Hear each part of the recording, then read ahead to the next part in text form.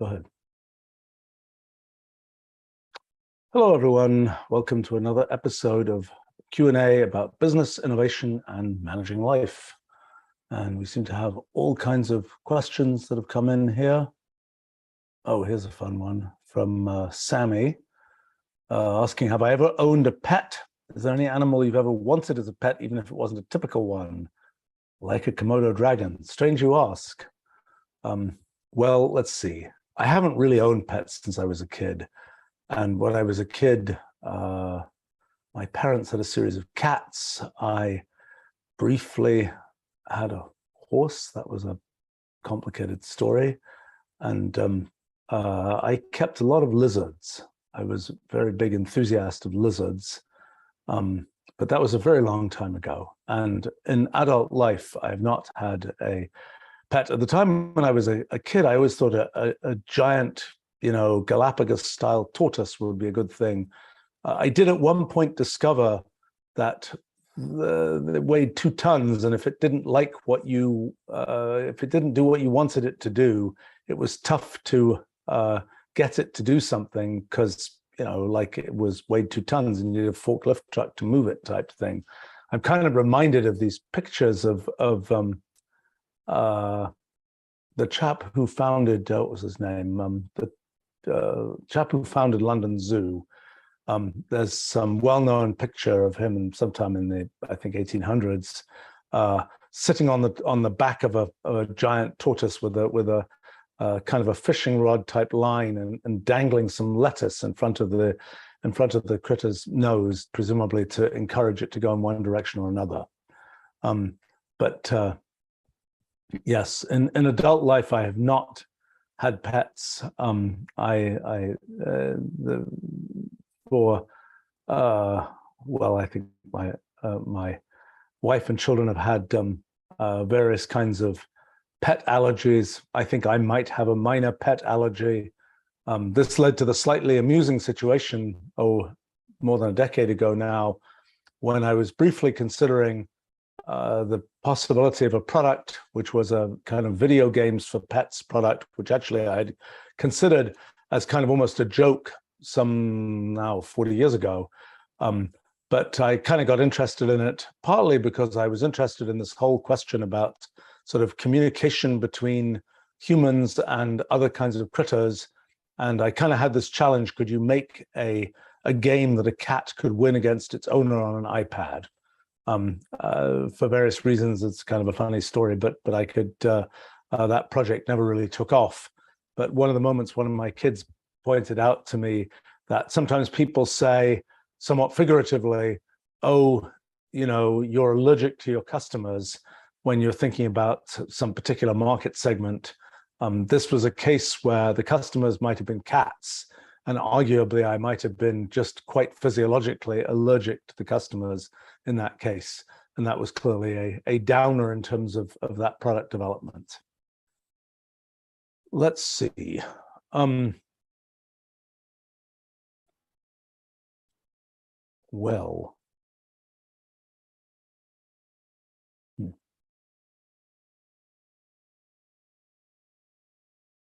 Gosh, all kinds of questions here.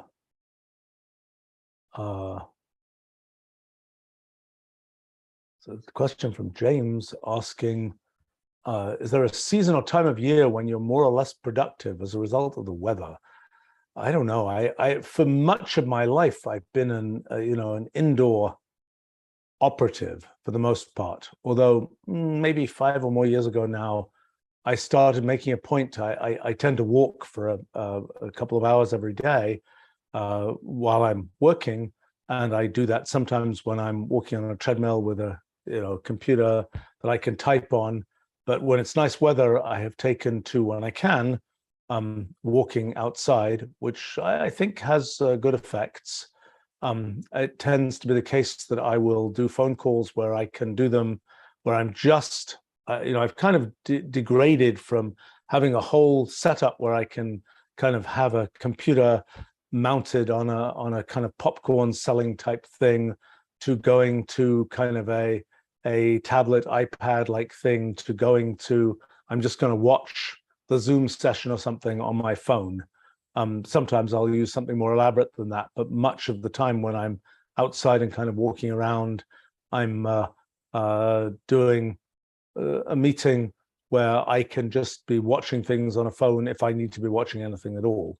And I think I certainly like the opportunity to walk outside. I'm not sure whether it's an enhancement to productivity or whether perhaps a slight decrease, because otherwise I would be more at a computer, more able to sort of do really productive things. I mean, I have to say what I found is that the things that I can really do well when I'm walking and typing are some of the slightly more procedural kinds of things, whether it's responding to email or whether it's sometimes writing programs.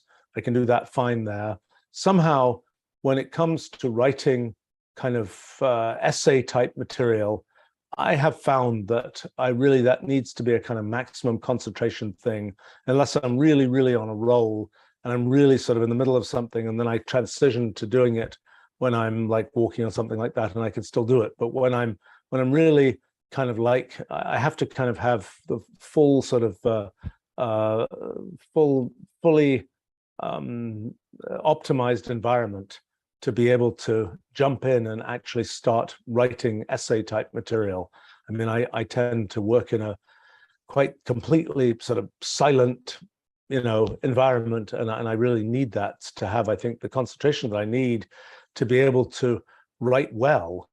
I mean, I think that somehow it's a question of if I'm going to write in an energetic way, that kind of I tend to write a bit like the way that I sound when I talk, and somehow I need to be in an environment where I can really fully be concentrating to do a good job of that. At least that's my impression. So those are things that are not as productively done, at least for me, when I'm doing things like walking and typing at the same time and such like.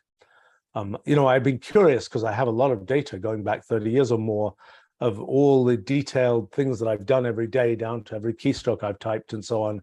And I was curious at one point whether I had sort of seasonal variation of my productivity or my sentiment, for that matter. And I did a bit of a study nearly 10 years ago now of that question, and at least at the time found nothing, just absolutely flat across the year, which I think I'm fortunate or unfortunate. I tend to be one of these people who has a fairly I don't have a big sort of ups and downs type psychological state, and I think that was supported by the data there, and not correlated with seasons of the year.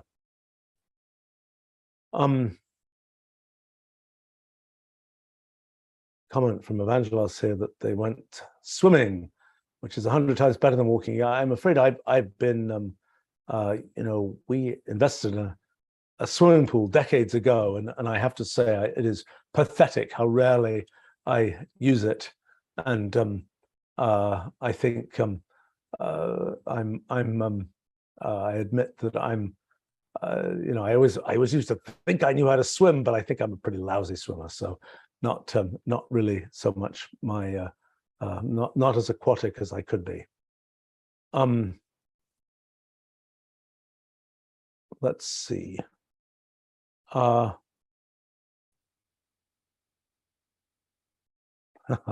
Aaron comments that they came across only one joke in Wolfram Language documentation. Back in the day, when I started working on writing, so I first wrote computer documentation back in the late 1970s. I first wrote it for a big system in about 1980, my first computer system, SMP. I started writing it for Wolfram Language in 1986. At the time, particularly in 1986, there was quite a tradition of sort of funnies in computer documentation. It was, in my opinion, kind of disastrous for the most part, partly because one person's joke is another person's, incomprehensible or offensive statement. That's point one. Point two is, usually when you're looking at some documentation for a computer system, you have an objective. You want to find something, and yeah, it's kind of fun if there's it puts a smile on your face if there's some kind of joke there. But I think particularly when you're kind of frustrated, and particularly if you look at it for the third time and there's that same joke there, it's like, it's not funny anymore. So I tended to take the point of view that, it's a no jokes environment, so to speak. And it just doesn't play very well for this kind of what is essentially reference material to have jokes. And plus, it's a very challenging thing always to find, particularly over long periods of time, to find jokes that really stay jokes properly and don't segue into something horrendous or whatever else. So I've always tended to avoid that. I mean, it goes along with a number of other principles. One that we've recently been exploring is this question: when you have what amounts to error messages and so on, what do you say? Do you say things like, the system thinks you should be doing this, the system thinks you did that wrong? My decision early on in Wolfram Language was in the messages to just say what we know, like such and such a function was called in such and such a way, and such was expected, perhaps, but never to have sort of the make a suggestion type thing, because oftentimes the make a suggestion turns out by the time an error was generated, something has gone horribly wrong. The thing that went wrong may not be what you thought had gone wrong. When you make a speculation about what you thought had gone wrong, it really is often a head scratcher for the user, and often actually is misleading to people. And so it's much better to just say what you know and let the user conclude what to do about it. Let's see. There's a question here about what is my history with and view about, this is from Harry, history with and view about science fiction books, movies, etc. That's interesting. I think, I have been a lousy reader of books, I have to say, but I do tend to try to watch at least one or a bit less than one movie per week. So I've seen lots of trashy movies over the last few decades. I tend to go as a matter of I think some kind of professional responsibility. I tend to try to go to most science fiction movies that are sort of big budget science fiction movies that come out. And I will say that it's sort of a matter of both professional responsibility and a matter of that those things become kind of cultural touch points that you can use to refer to things. Like, when people talk about gestural interfaces, they seem to always refer to Minority Report, a movie that featured a bunch of gestural interfaces. Or, when people are talking about certain aspects of AI, they'll refer to 2001: A Space Odyssey. Or, there are these things that have become sort of things that you kind of can reference from science fiction. And it is interesting the extent to which sort of things which were sort of visions in science fiction become reality, whether it's the kind of the flip phone, communicators of Star Trek, or for that matter, the talk to it Star Trek computer that became sort of the intelligent assistant world and the Wolfram Alpha supported kinds of things and so on, whether it's all sorts of displays that were easy to make as a matter of making movies, but took a long time to become real for actual computer displays and so on. And obviously in science fiction, there are both things which are kind of inexorable things that will arrive, like in 2001 Space Odyssey from 1968, there's a video phone, and there were already experimental video phones in 1968. But it was sort of the video phone was something that was kind of obvious that it would come. The fact that it took until sort of the last few years for it to be routine, and it's not called a video phone anymore, is interesting. But I think there's a certain sense in which some things in science fiction just sort of inexorably become true in the end, and particularly from movies and the like. And then there are things where there are things that sort of aren't part of the physics that we imagine is the way our universe is built, that presumably will not become real in those forms. But that's a feature of that. Now, when it comes to science fiction movies and such like, I have to say I was grown a bit when I see that the people who made the movie that cost $100 million didn't bother to ask anybody how to pronounce this word or how to write something on the whiteboard that made any sense. I think what tends to happen, and from my own experiences in interacting with Hollywood-style movies, the thing is that people who are making movies are mostly trying to tell stories, and the details of what's written on a whiteboard is very much like the details of how some character is dressed at some point in the movie, and it's not the main point of what sort of brings people to movies and what movie makers really pay attention to most of the time. And I think it's something where it always feels like, oh, it would make the movie a bit better, and it would sort of deepen it for that small set of people that who notice those things. I can't claim it's the most important thing for movies. If the story is crummy and the characters don't make sense, the movie is probably doomed, independent of whether it has a nice little physics formula written on a whiteboard or something. But I think it's somehow there's some. It is a funny thing that we've been involved in a few movies. The one I've been most deeply involved with is the movie called Arrival, that came out really, really very good. And that's something where we happened to get involved right when that movie was about to start getting made, and it was sort of the right time, and it wasn't something where one was getting involved very early in the process, where yes, you can make suggestions about the script, but the script is going to have 20 revisions before anybody actually starts making anything from it, and it's kind of almost a waste of time to be involved in it. Or where it's sort of too late, and it's like, well, the movie's been made, and oh well, maybe we can fix something in post-production, but is it really that important, and it really worth spending the money on it? So I think now, in terms of science fiction, I've been interested in various times in can I learn something about sort of ways to think about the future from science fiction? And sometimes one does.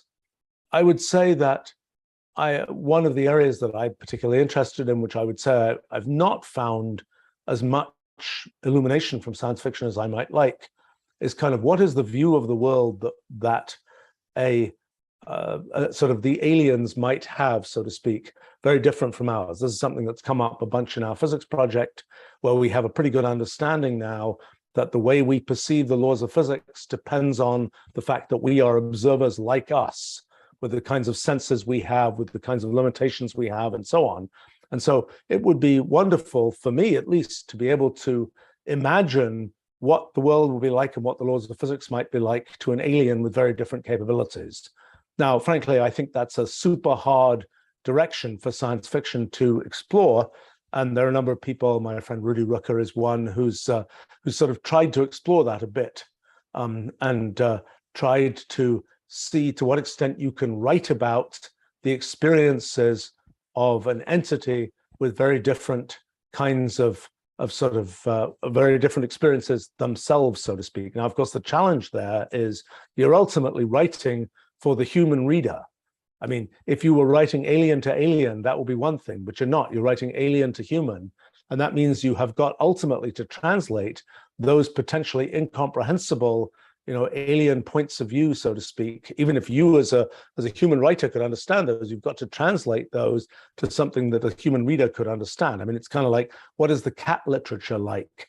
If whatever it is that cats sort of think about, and or whales or whatever else think about, maybe those things are things that can be readily translated into concepts that we humans have.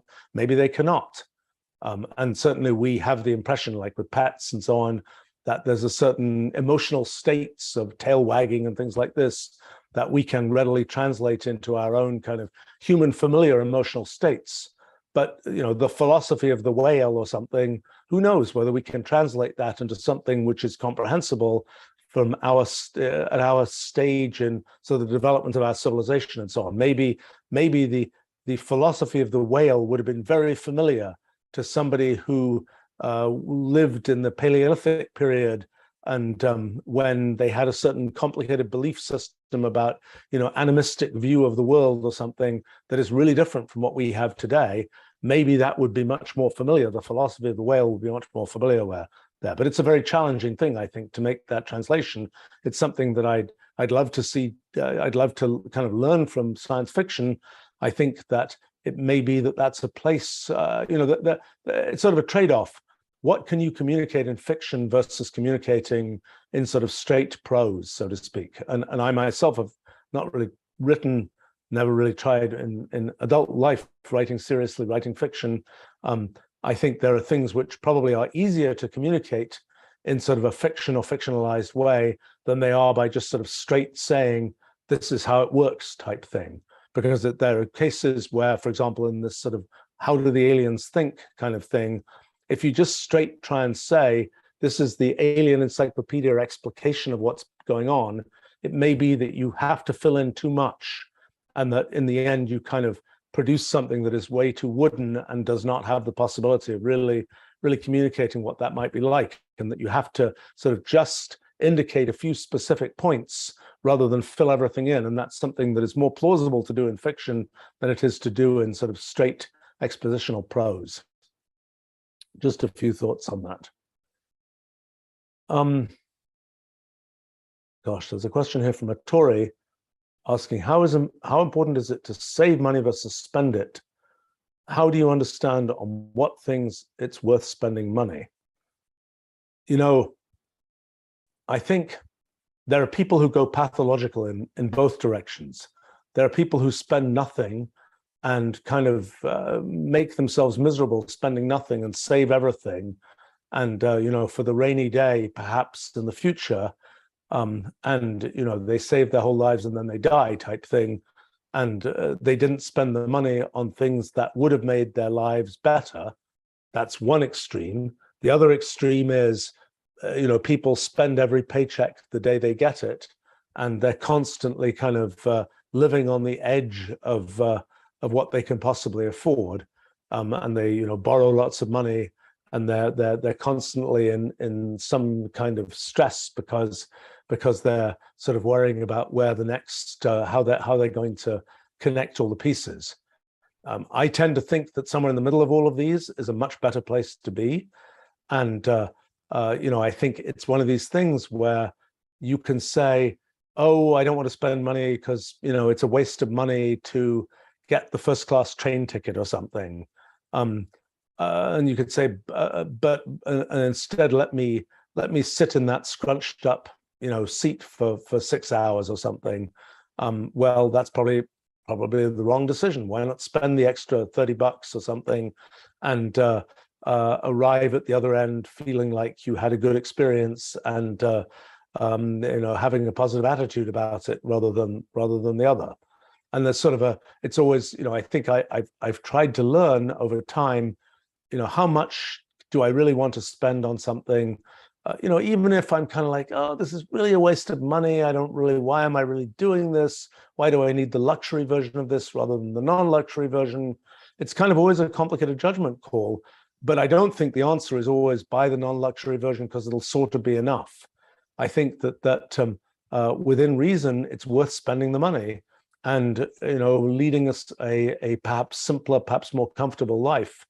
And that's been my principle. And it's it's usually an amount of money where it's kind of like it just doesn't matter. I mean, like, for example, I don't know, in my case, it's like, okay, maybe I want to see one showing of a movie, or maybe it's another one. and I want to make sure that I get into either of them. So I might buy 2 movie tickets, even though I know one of them will be wasted. But it's whatever it is, $10 or something, whatever they are now, $15. I don't know what they are anymore. Honestly, it's one of those things where, like, I might use a credit card and I just won't look at how much it is, because I know it's not an amount that's going to cause me, in tremendous sort of decision making and so on. So why worry about what it is? Now, I think that what tends to happen, to me, there's a certain level of, look, tens of dollars or something. For me, I'm just going to spend those. I'm not going to think about it. It doesn't matter. If I wasted, I wasted. It doesn't really make any difference. And then there are, as we increase the amounts, I've tended to have sort of fixed amounts where I say, for this type of thing, I'll spend maybe X number of thousands of dollars, and I won't worry too much about it. This is the amount of worry I'm going to put into this amount of money. And when it's above that amount, well, I'm going to put more worry in. But when it's below that amount, I'm just going to decide I don't worry about that, and just do it. Now, I have to say, one of the things that's a thing often gets one is there are things where one spent money on something for a while and it's some, thing one's paying for. And then somehow it just sort of gradually, the amounts of money sort of, they gradually go up.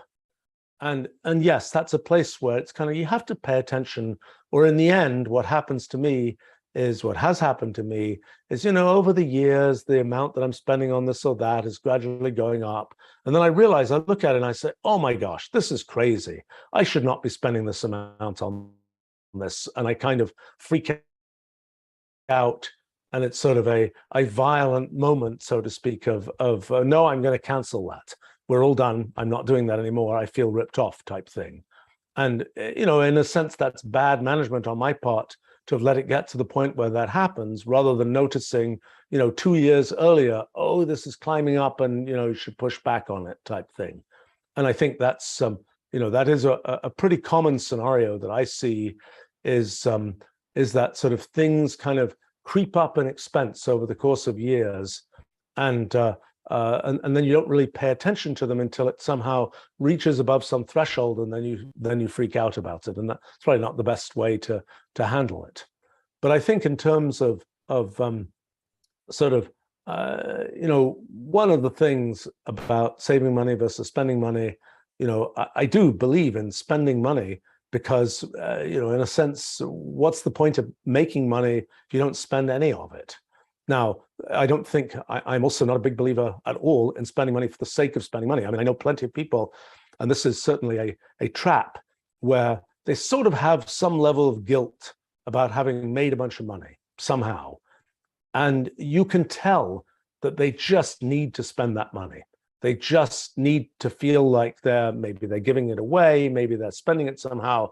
It's sort of burning a hole in their pocket, and they feel happier if they've spent the money than if they have the money, because they sort of feel like it's they feel a little bit guilty about making money. I have to say, for myself, I made most money I've made by the pretty simple activity of running companies, doing things, building stuff, selling stuff, those kinds of rather simple things. But occasionally I'll make money from some investment, or I'll make money in some crypto thing or something like that. And I have to say that for myself, I think I feel kind of a twinge of guilt in those situations, because I'm so used to the idea that making money is an activity that sort of takes, puritanical hard work.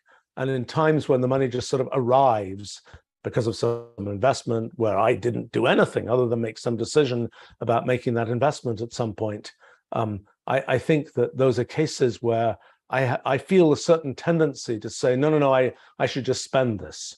I have to say, I tend to resist that, but I can see that happens to people, and I certainly know many people to whom that's happened. Now, in terms of, there's this sort of question of you save money, what are you saving it for? Sometimes there are very concrete things you want to save it for. I need a certain amount of money to buy this piece of real estate, or to buy this thing that I want to buy.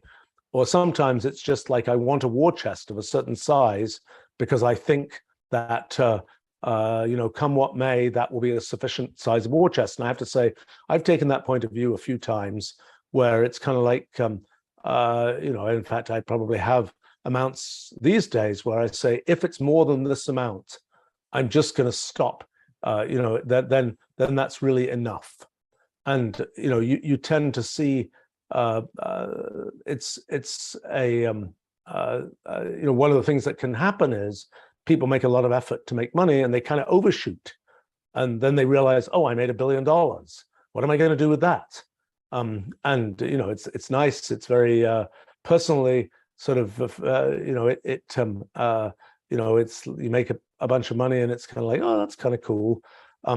But then there's a question, well, what are you going to do with it?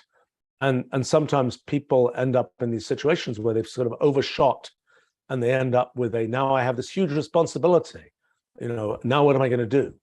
And it's a very hard work. With very large amounts of money, it's very hard work to give it away in any kind of sensible fashion, and can be very frustrating when you give it away even small amounts and you realize, oh my gosh, this was wasted. I'm really annoyed, et cetera, et cetera, et cetera. And particularly if you feel like, well, it took me a lot of effort to make this money, and then I give it away and somebody wastes it. It's like, that's terrible. And you get all annoyed about it.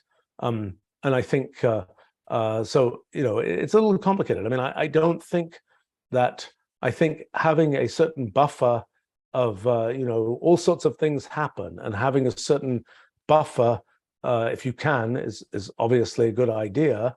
And being able to get to the point where some things that you might, for me, I suppose, the thing that I like about, one important thing about having certain amounts of money is not having to think about certain kinds of things, and being able to simplify one's life by not having to worry about this or that thing.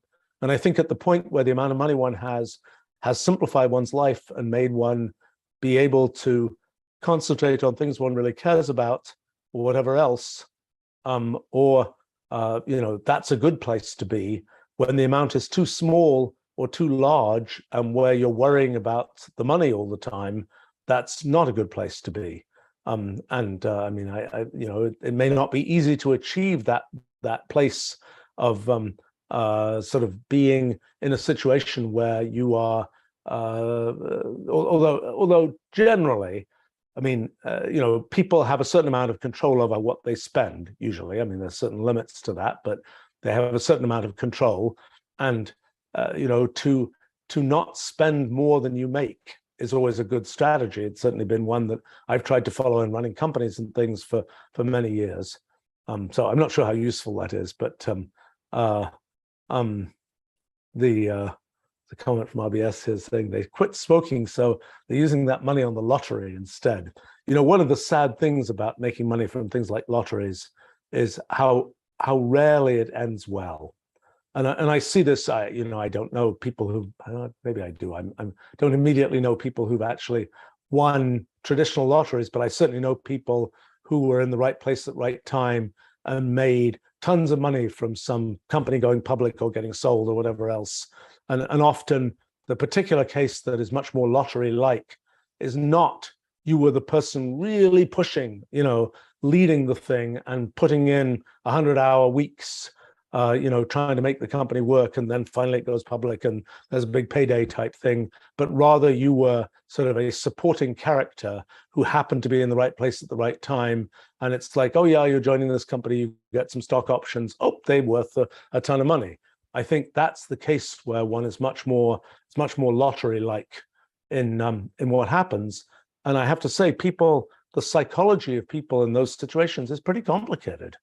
And people are lucky if they can be very if they just say, oh, I'm going to put that money aside for my kids or whatever else, and I'm going to, and I'm not going to decide that, oh, I just made $10 million, so now I'm going to retire for the rest of my life and do nothing, because actually for many people, I'm just going to retire and do nothing is not a very healthy thing.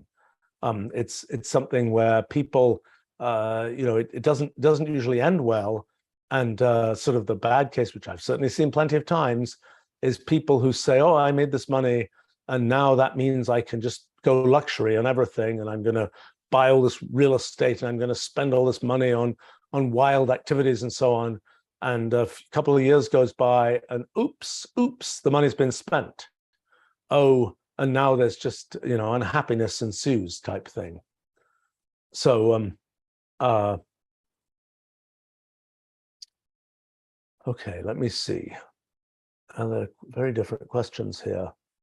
There's another question from Matori here. When is the technology mature enough to be trusted, like with autonomous driving and so on? I don't know. That's a question that, in a sense, governments are, often try to provide sort of certifications that say, yes, it's safe to drive in this car, fly in this plane, use this medical device, use this drug, whatever else. I think that there's sort of one level of, oh, just wait until the government has certified it. There's another level of, even if the government has certified it, do I actually believe they know what they're talking about?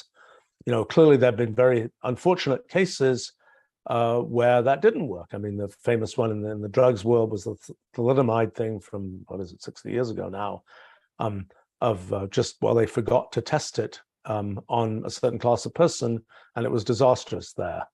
It was actually more complicated than that. But there are cases where even if the government certified something, should you trust it?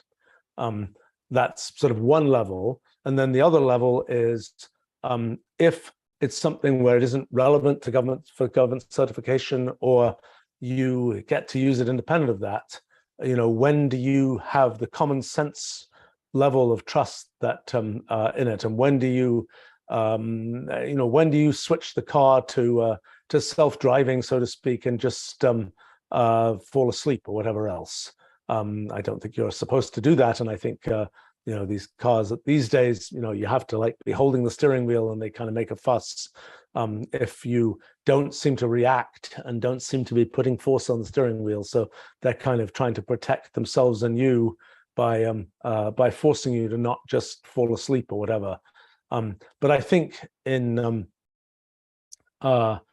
this question of when do you trust things, I'm a great believer in trying to understand stuff yourself. I know it gets, whether it's some medical thing or whether it's some technological thing of, should you believe in this? Should you believe in some financial management approach or whatever else? What should you trust? What should you believe in? My point of view is I kind of trust myself, and if I understand it, then I think I can know whether to trust it. If I don't understand it, I, hold back a bit on that trust, even though everybody else says, oh, of course, everybody does blah and blah and blah. And it's everybody, does it this way. And I have to say, I've been very glad that I didn't go for the, well, everybody does it that way type thing, because it didn't make sense to me. I didn't understand it. And it's well, actually, it doesn't make sense. I'm not going to do it.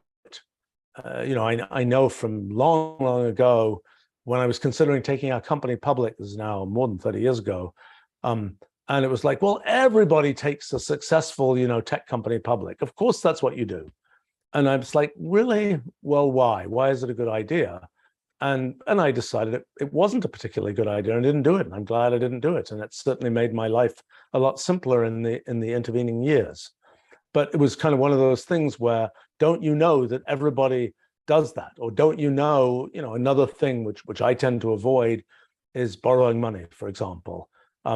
Everybody does that. Why can't you afford a bigger, fancier thing and borrow money to do this and that and the other, sort of outside of the means that you can achieve without borrowing money? Well, everybody does it. Well, okay, fine.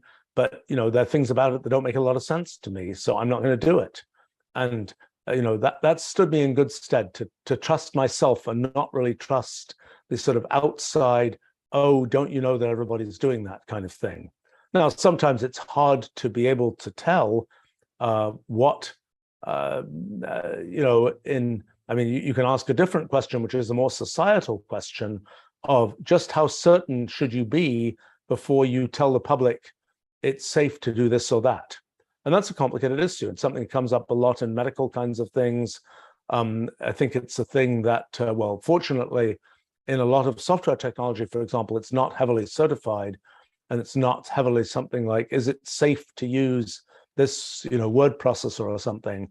That's not something that comes up too much.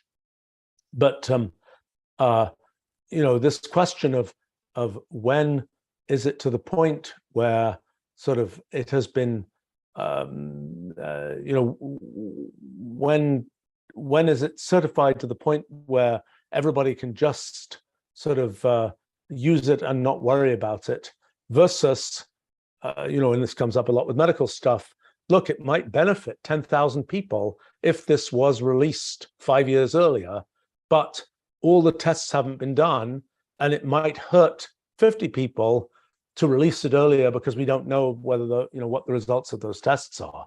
That's a complicated thing, and I have to say I'm skeptical that the line is being drawn in the right place. I think it's one of these things where there's it's complicated with medical stuff because this whole notion of sort of informed consent about things, and do you really understand what it is that you're signing up for if you're signing up for some experimental treatment and all those kinds of things. And I'm sorry to say that I've certainly seen plenty of cases where there's been sort of bad behavior on all sides of kind of people not being very clear about the disclosures of what one's signing up for, people sort of gaming the, am I really eligible for this? It's complicated. And also people being very not really understanding stuff, and just saying, oh yeah, of course I'll sign this piece of paper or whatever, not really understanding it. And then they're like, oh, but you didn't tell me this or that thing. And that tends to end with lots of unhappiness.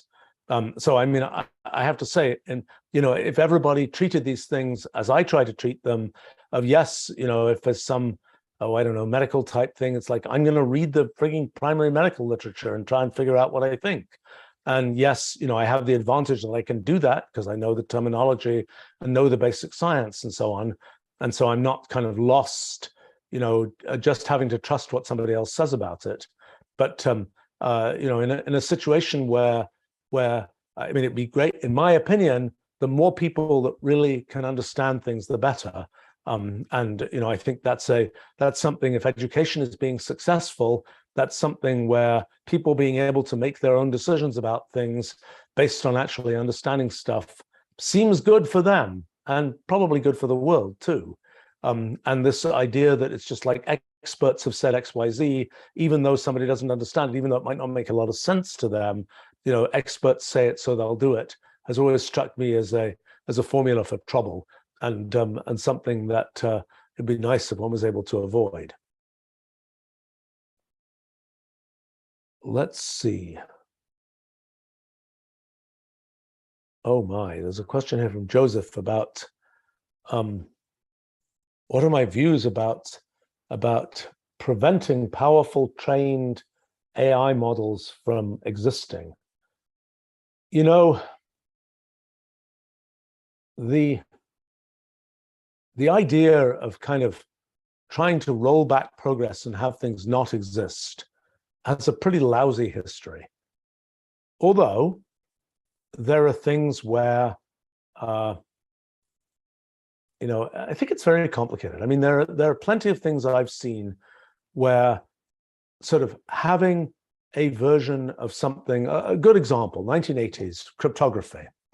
There was a time when sort of the government in the US and other places sort of had the only good cryptography, and it really wasn't really known how to make strong cryptography. And then in the early 1980s, that kind of got blown open. And it was, for a while, it was like, oh, you can't export stuff that has, certain kinds of cryptography. That's still the case to some extent. But there was this question of would the world end if everybody could use strong cryptography? Well, turns out the world adapted to that.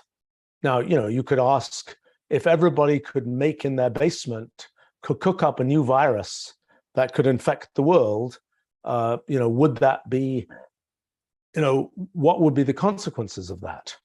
And, or if everybody could create some, nasty nuclear device, what will be the consequence of that? What has happened with many of those things is that the supply chain to make it possible to do it is complicated enough that people can't do it. So that's true with nuclear stuff. You can't get that, an enhanced uranium or whatever you need. It's not very easy to get that. It's a big, complicated thing to get that. So that supply chain doesn't really allow the average person to start thinking about, making some nasty nuclear device. Now, in the case of bio kinds of things, it's a little bit, nearer term, and it's a little bit closer. And that is something which, the biohackers, can in principle make those things. Fortunately, it hasn't happened, at least on a sort of a private basis, so far as one knows. I mean, a few attempts, but nothing too horrendous seems to have happened, at least on a private basis. But I think, that's a question of, now when it comes to something like cryptography or various kinds of AI technologies, I mean, I have to say, I don't think that I'm not as worried about, AI, the strength of the AI that's being built right now is so great that we should be worried about it. Personally, I think that's more a marketing message for the AI than it is something that is genuinely an issue for the sort of security of the world. But it is true that there are other places where there's questions about using AI, and whether it's face recognition or whether it's various kinds of things where you can tease out lots of features of people and sort of break out privacy and things like this by using even rather basic AI. There's sort of a question of should you be able to do that? And I think, but that's a different kind of question from should the technology exist in the first place? I mean, the question of whether you should be able to, pick the insurance premium based on some AI thing based on this signal and that signal is really a different question from should the underlying sort of technology exist in the first place. I tend to think that, well, again, these technologies that have a long supply chain are more complicated, are more sort of restrictable and more kind of, there's going to be a limited set of places where it can be used than ones where you just have to read the algorithm in a book and everybody can go implement it. I mean, having said that, it is interesting to me the extent to which, for example, around the world, you see just vastly different levels of technical sophistication. And you might have thought that, if you can read an algorithm in a book, that everybody in any country could just go and implement that algorithm.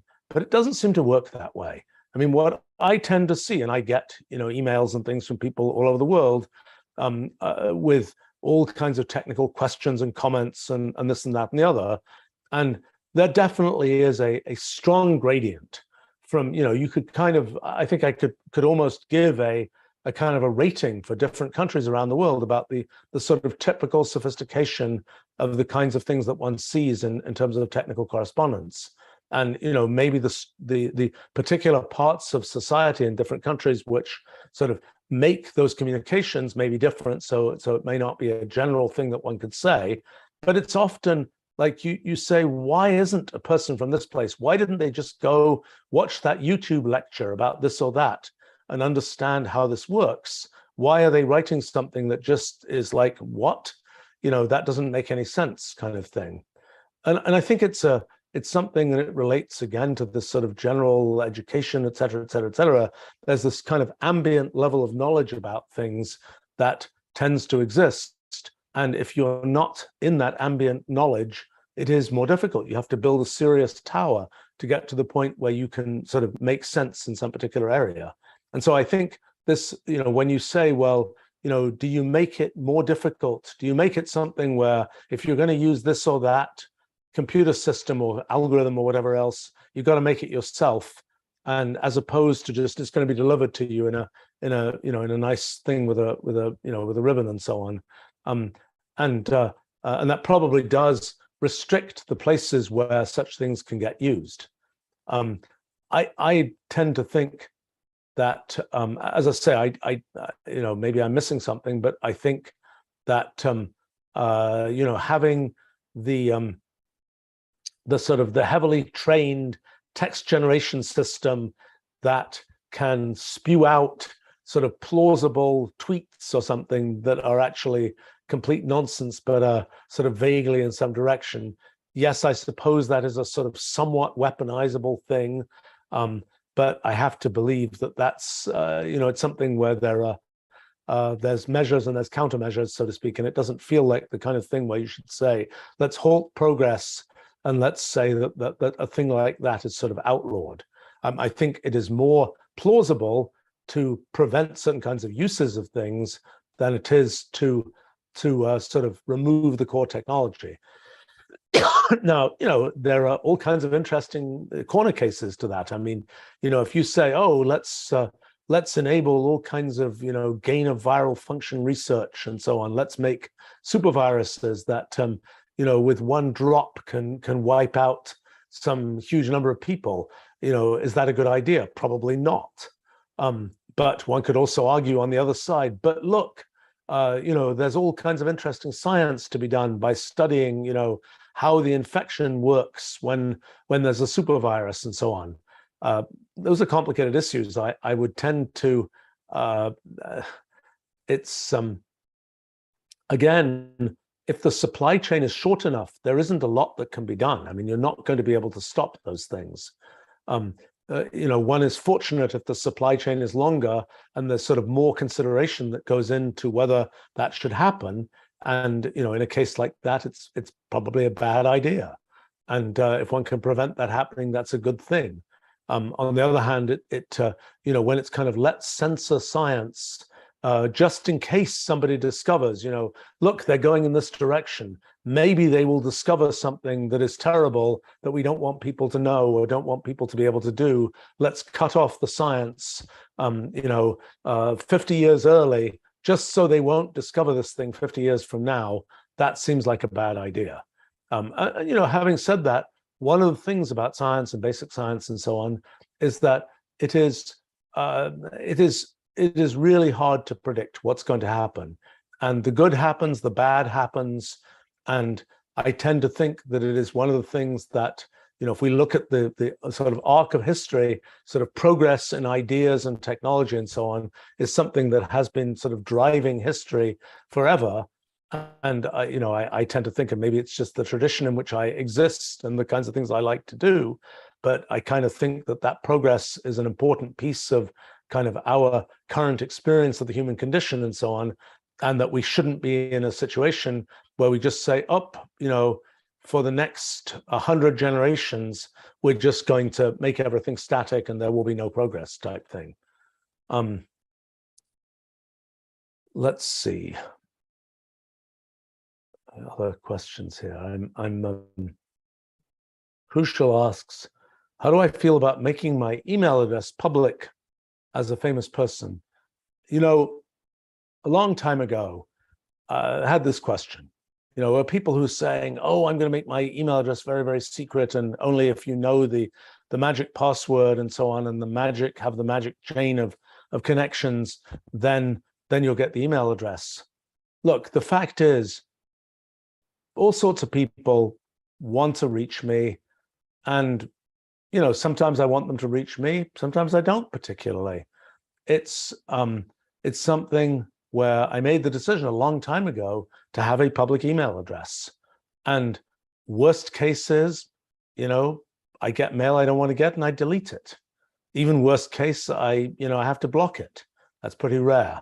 But the flip side of that is that I'll get email that I do want to get from people where, it's like I've never heard from them before. And it's like they might never have emailed me if it had been very difficult to get the address. I will mention another thing, which is sometimes there'll be situations where somebody is like, oh, I've something terrible. I really want to tell this person something, and it's there's some terrible complaint about this or that thing, and steam pressure is building up, and if they can't reach you, the steam pressure just gets bigger and bigger and bigger. But if they can reach you and they send you some piece of mail that says, oh, everything is terrible and big complaint structure and so on, it's like, at least, it reduces the steam pressure. Now, you may not choose to respond to that piece of mail, but at least it gives people that there isn't, it might turn out that something is pointed out and it's like, oh my gosh, we should fix that. It happens with some regularity, and having a public email address makes that be possible. And so I have found that it is overwhelmingly a good thing. And yes, I get an awful lot of email, and some of it I'm not going to respond to. But I don't think it's bad. Worst case is it's a delete key, so to speak, and that's not a high cost. And it isn't the case that for somebody like me, I get enough hundreds of emails every day from things that I'm doing anyway, that getting a few extra from people out there who find my public email address doesn't really create, it's not like I'm going from getting one email a day to getting 30 emails a day. I'm going from getting 550 emails a day to getting 570 emails a day or something. So it's not a high cost at that level.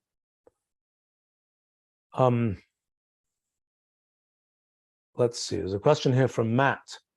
How did I originally generate funding to start my company? Well, it's complicated because the first company I started, which was in 1980, that company was a pretty traditional investor-funded company where I got money from friends and then from institutional type investors. I didn't CEO that company. It was very much of a kind of standard issue, go raise money, tell people what one's going to do, say, do you want to put up money for equity type thing. That was my first experience. My current company that I started in 1986, I was fortunate enough to not have to do that. And I had some money that I'd made, basically I operated the company at the beginning on a very shoestring kind of budget.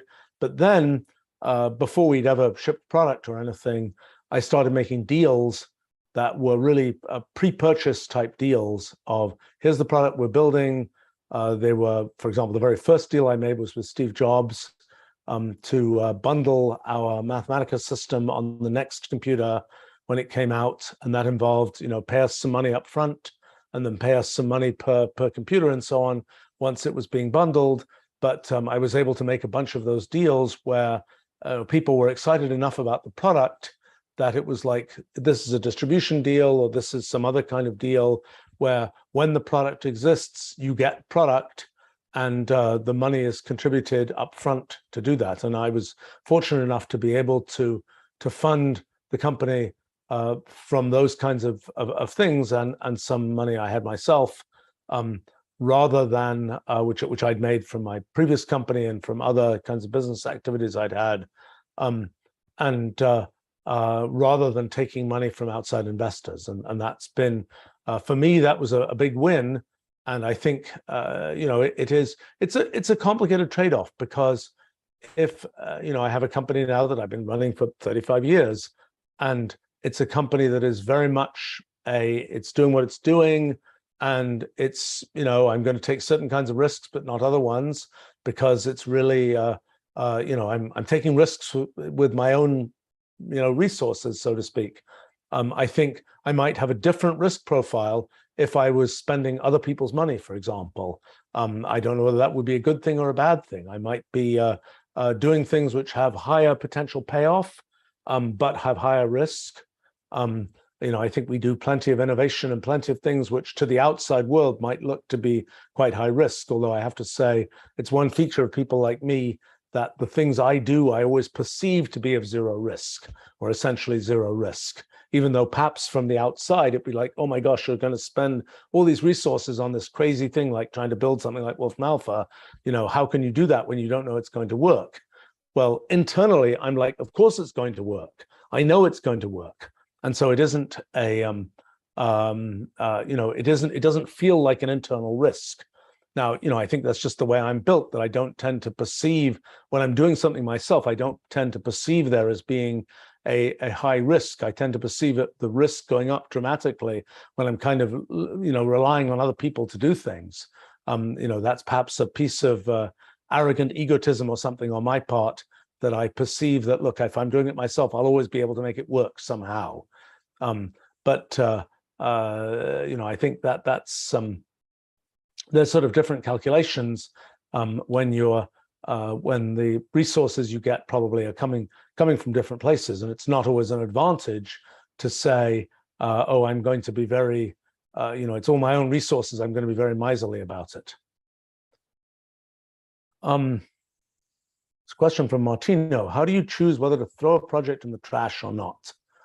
Sometimes you invest so much of yourself in something that it just feels impossible to do that. I've been fortunate that the number of projects I've just had to throw in the trash is very small. Why is that? I think the real reason is that when things aren't going in the direction that I might initially have thought they should be going, I pivot the project. And instead of kind of letting the thing just crash completely and just thrown away, the project turns into something which does make sense. And I think that's now that's a tricky thing to do, particularly when lots of other people are involved and you have to kind of redirect it and re-lead the thing in a different direction. But that's been my tendency.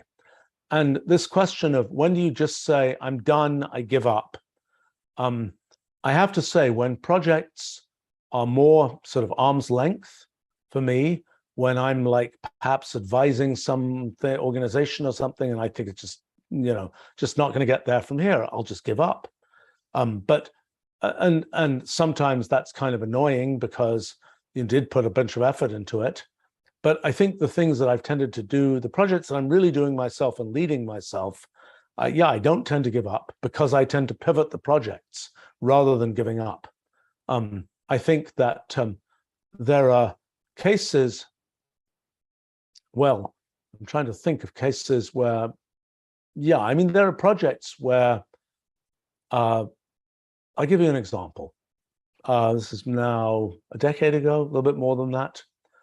We were considering starting a social network for researchy, sciencey, techie type people, where, the emphasis is on sort of show your work, it's sort of a combination of put up your papers and show your sort of, your professional achievements, et cetera, et cetera, et cetera. Okay, so I thought this was a good idea. It would have been able to leverage our technology in some very nice ways, although some of that technology wasn't really quite ready yet, to do with our cloud technology and being able to have, computational essays and notebooks describing things and, click to copy code that other people could use and all those kinds of nice things as a way to sort of build up a profile.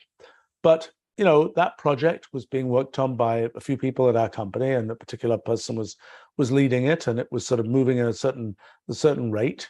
And at some point, I just decided, look, this is a bit of a distraction to us, and these people are just not managing to make it happen, and we're just going to kill it. That's a rare thing for us. Most of the time, it's very rare. In the whole history of our company, the number of projects that we've outright killed is really small.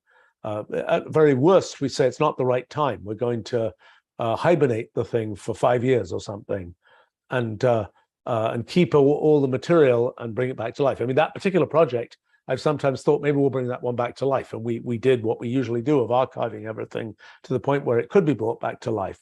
But that was a case where I would say what had happened there was I felt the people working on it were not adequately committed, were not adequately capable of really leading it. And it was going to be something where it was going to be dropped on me to lead it, and I didn't want to lead it. And so it wasn't really going to happen. So we kind of had to kill it. But it's something that for projects that I've been leading myself, I really tended to avoid that and tended to pivot the project rather than, rather than saying, oh no, we just went in the wrong direction. We're marching in this direction. This is the only direction we can march in. Kill it. It is a thing at large companies. It is just way too common, way too common that, it'll be like some executive will say, let's try this. People march in that direction, lots of effort is put in, and then like, oh, it didn't really work, kill it. It's an easy thing. It sort of feels easy to just kill it and then you don't have to answer questions about it. At least in our company, we've made great efforts to avoid doing that because, well, I think it's a bad thing. Effort was put into it. If it wasn't just completely in the wrong direction, something was achieved, it's a bad thing in terms of management of creative people and so on to have to do that. And I think it's one of the misfeatures of large tech companies, actually, that is a pity to see. And it really, by the time somebody's worked on 3 projects that all got killed, it's very hard to imagine that person is going to have high enthusiasm and high commitment to the 4th project that they're asked to do. So that from a management point of view, it's a serious cost to kill projects, particularly if you are expecting to have the same people involved. But and also there's obviously history within companies, and people kind of know, do I really want to put my all into this project, given that, well, actually all these other projects that I can see were just killed? And the answer is going to tend to be, for many people, no, I'm not going to do that. But if, as happens with our company, nothing basically gets, it's incredibly like, I'm thinking of a 25-year history, and I'm thinking of just one project that was the one I just described to you that pretty much got outright killed like that. And then that particular one was because of a lack of commitment and effectiveness on the part of the people who were sort of signed up to make it happen, so to speak. So it kind of wasn't losing anything because one didn't have a situation where there were people deeply invested in and committed to the project, and one was telling them from the outside, oh, sorry, your project is being killed.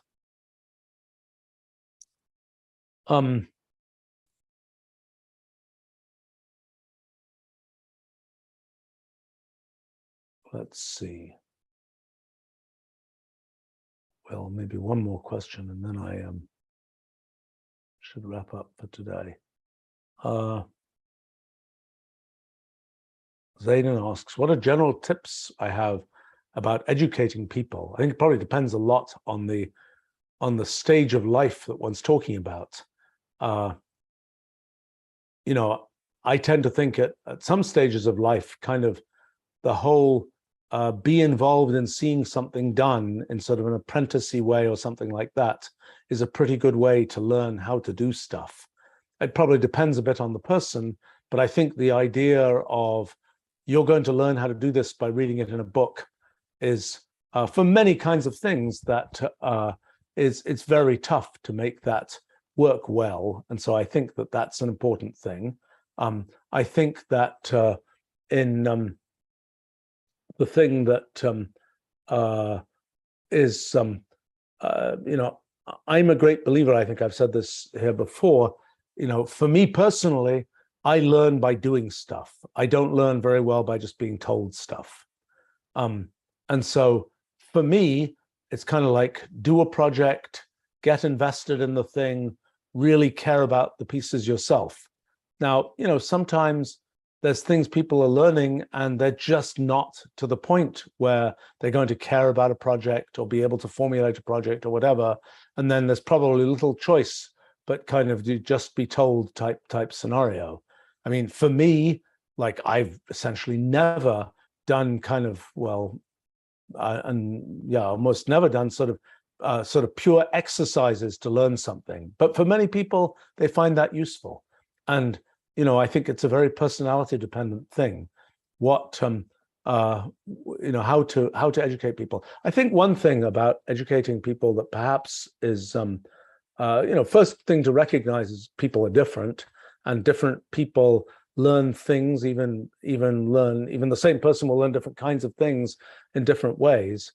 But I think there's a certain sense in which people get a certain degree of ambient knowledge about things, or don't, as the case may be. And I think that if I look at different fields that I've tried to learn, getting some sort of intuition for kind of roughly how thinking works in those fields is important. And sometimes that's pretty hard to do from the outside without kind of, getting a sense. It's like, well, what's a tech startup like? Well, if you've never seen a tech startup and all you do is to see it on TV or whatever, it's probably hard to get a feeling for that. If you hang out there and you kind of absorb what's going on a bit, then it becomes, I think, a little easier to get a sense of what's going on and to be able to think in those terms. And I think this is a thing that tends to happen. And I mean, it's a very, to my mind, rather unfortunate thing that tends to happen in the kind of the sort of the fragmentation of society in lots of kinds of places, that there are people who kind of get the shtick of what it means to do, I don't know, high innovation work and do things that are really very sort of personally fulfilling kinds of creative work and so on. And there are other people who just have never seen anything like that.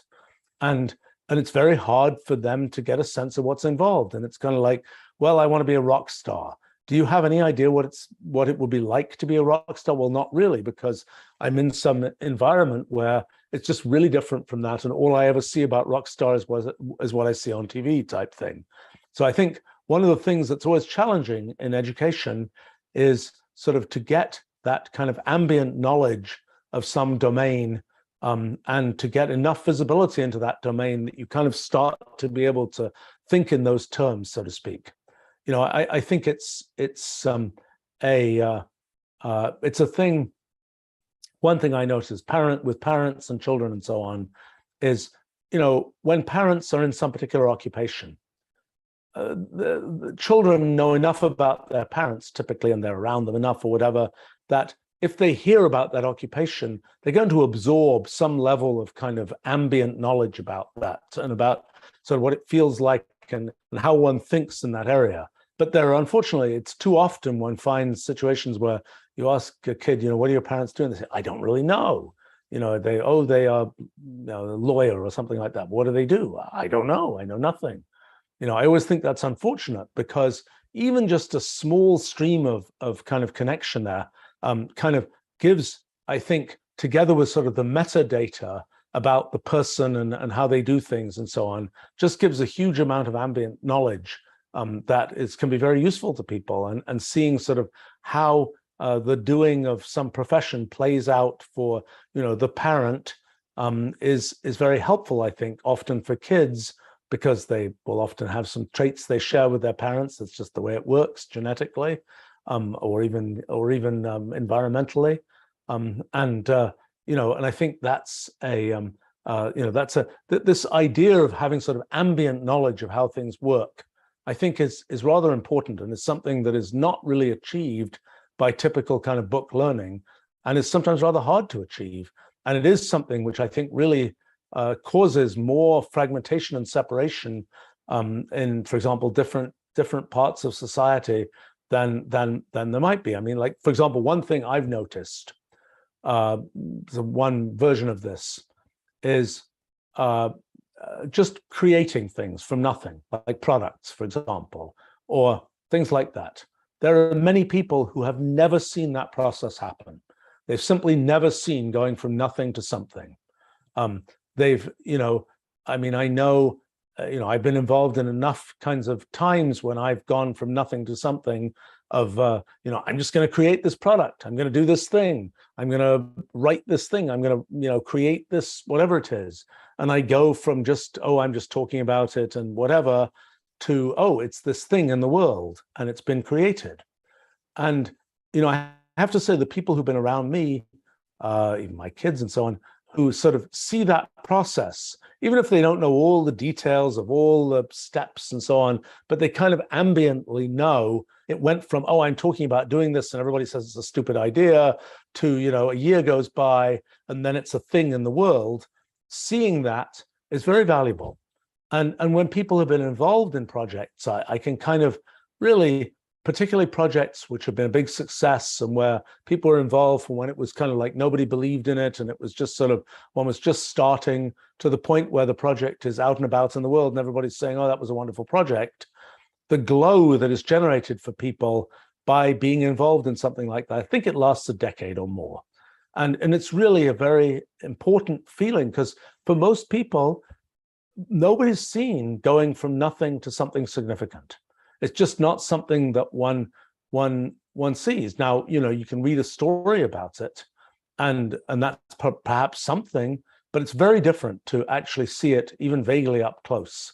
And I think that's a very valuable thing for people to be able to see. It's a valuable thing for people to do some version of themselves in some project where they go from nothing to something and so on. But it's less valuable probably when it's kind of a very cookie cutter thing.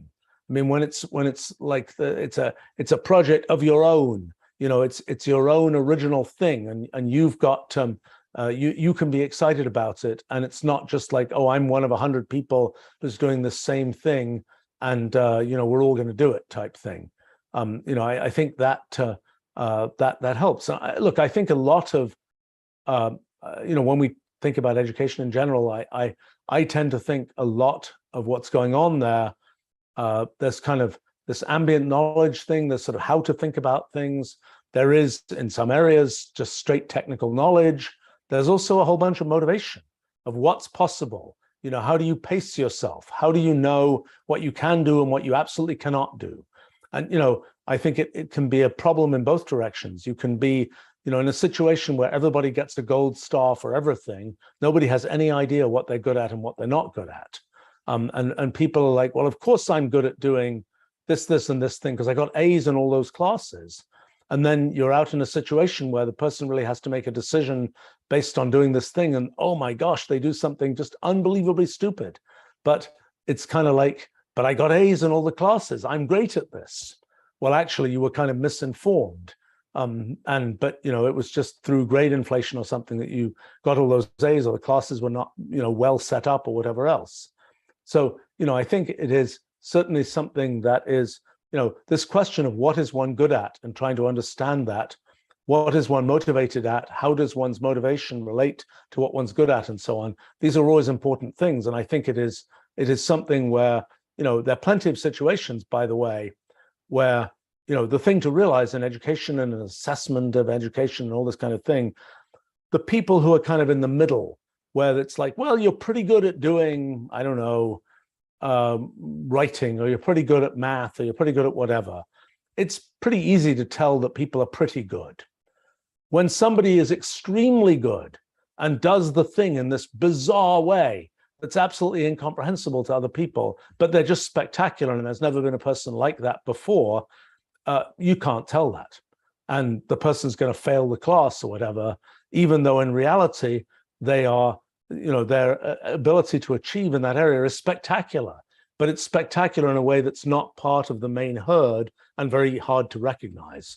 And I certainly see this, insofar as, I know about a bunch of different things and I kind of, think I can figure stuff out in real time and so on. I'll run into people, kids, things like that, where it's like, the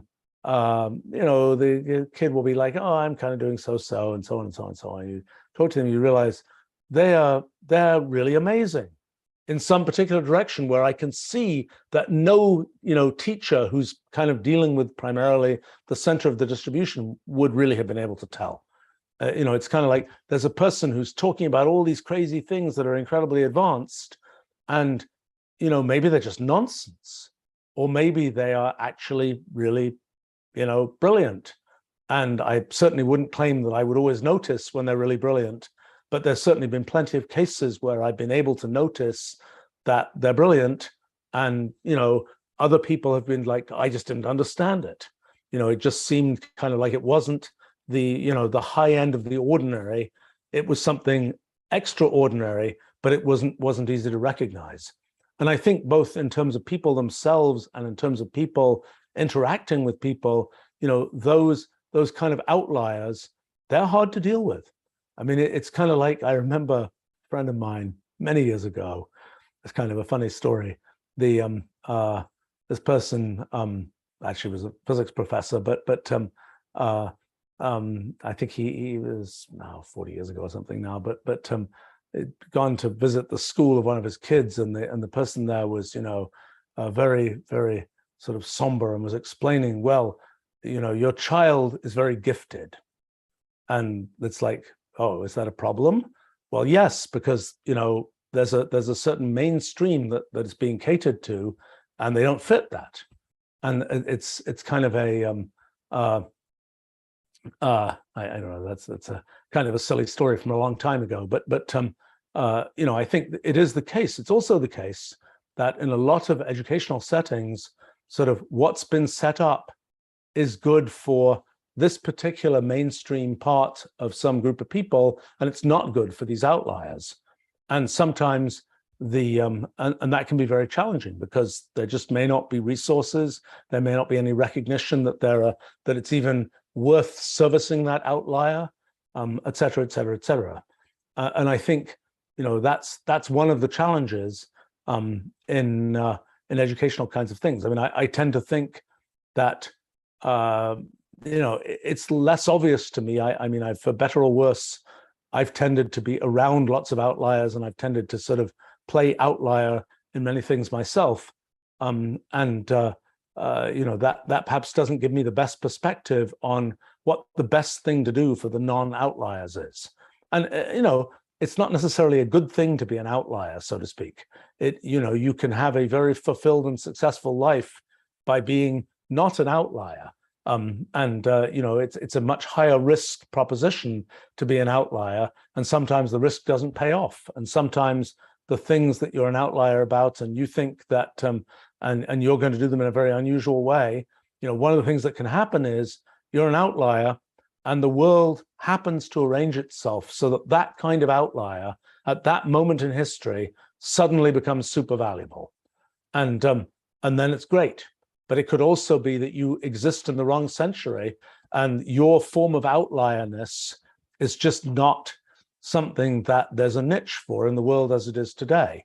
Obviously, the challenge is, given the way in which you're an outlier, can you find a niche that is enough of a fit for you that you can sort of make use of your outlierness? And if you can, that's great. But you might just really not be able to. And anyway, so I think a few rambling thoughts about education. I think the thing that is always challenging is education is somehow, in the end, a very personal, individual kind of thing, yet the mechanisms by which education can be delivered are mostly not individual and personal. And even if you say, well, I'm going to get an individual personal teacher type thing, that's, the matching of that is a non-trivial thing, because, the individual teacher might just not be a very good match for the particular outlierness that some particular person has, or whatever else. And I kind of think that, I will say another thing about education and modern times, which is, there are these weird trends in education. I mean, at one side, there's a trend for standardization and industrialization, so to speak, of everybody's doing the same standardized tests, and everybody's just sort of learning the, fitting in the pieces to do well in the standardized test, and then going on to the next stage in education, and then sort of they're on the conveyor belt of life, and then they'll get to this place where hopefully they'll sort of reach where they want to reach. They may not. That's one trend. The other trend, particularly in sort of high-end or very elite education, is do all these incredibly special things. The problem is that one thing that's happened is that there's a sort of the special things are becoming industrialized, and it's kind of like everybody should do a startup, everybody should do a project, everybody should write a paper, everybody should do this, and that's causing all kinds of weird problems. I mean, among other things, these sort of, so I will say about those kinds of things that, there are situations where people have sort of an internal outlier, individual motivation to do some funky thing. And like I had that motivation to write lots of stuff about physics when I was a sort of a tween and teen type thing, and that was pretty weird. And I didn't really talk to anybody about it at the time. I just went and did it. That's kind of a thing. But then there are these sort of semi-industrialized kind of, you're on a track to, I don't know, do a research project or do whatever else. And it isn't particularly internally motivated. It's more just part of the machine that has now kind of inflated itself to the point where everybody should, write 5 research papers before they finish high school type thing. And I kind of think that is, I kind of think in a lot of those situations, when the motivation and the drive is really genuinely internal to do those things, it usually ends well. When the drive, and it usually ends, and often you see that drive start up when people are 12 years old or whatever, and then they're 80 years old and that drive is still going. And that's not an uncommon thing. But when the drive is not coming internally, but is like, oh, you should do this type thing from the outside, it usually does not end as well. And yes, somebody may get a piece of plumage that's relevant for some next step, but it isn't a, it's a very different situation. And I kind of think that insofar as education can amplify whatever drive is already there, that's fantastic. If education says, well, the drive you have is off in a direction that's an outlier relative to education, I'm sorry, we don't do that. You have to do this standard thing instead, kill off that drive, that's a bad thing. But insofar as you can amplify that drive, that's a good thing. I mean, sometimes I will say that sometimes one can see that drive being too amplified. It's like the person has a drive to go in this direction, and then some outside sort of force kind of pulls them much, much further in that direction. And that sometimes doesn't end well either. And I think it's very much, if the internal motivation is there and there's enablement to do it, that is sort of what's needed. And that can be a valuable thing. And I think, so I mean, I suppose those are a few incoherent thoughts about education. All right, I think I should wrap up here. Thanks for joining me. We had quite a range of different types of questions and things here. I hope some of the things I had to say were interesting or useful to people. I always like the fact that you guys ask me all kinds of things that maybe I've thought about a little bit, but it's kind of getting kind of encouraged to think more coherently and talk, if I can, coherently about these things is very helpful to me. So if nothing else, this is thanks for providing the impetus to do those things. All right, we should wrap up here, and bye for now. See you another time.